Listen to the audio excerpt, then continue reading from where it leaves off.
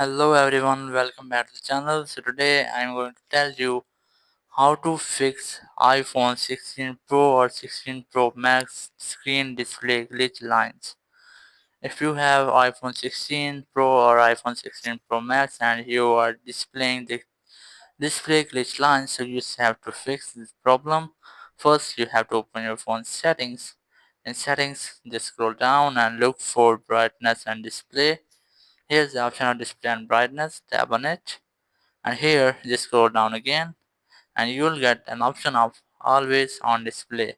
Just tap on it and here you just have to tap on this to disable the settings. Just tap on it and then it will be disabled, and it is the only way to fix displays glitch lines. After doing this, you just have to go back and make a restart your phone. So let's see how can you do it. First, you have to quickly press and release the volume up button, then volume down button, and then the press and hold the power button. So let's do it. First, volume up, volume down, and the power button, and then you have to slide it to turn off your phone.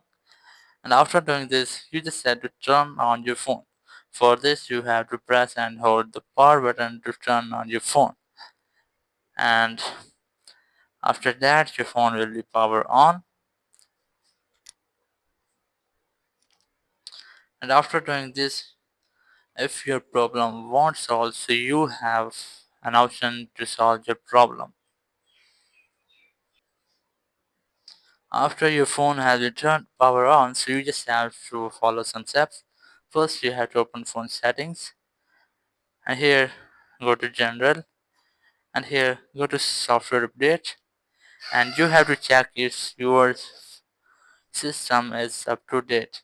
And when you have done it, so it means you have successfully disabled or fixed the screen display glitch lines. Thank you very much for watching the video. Until the next video, bye bye.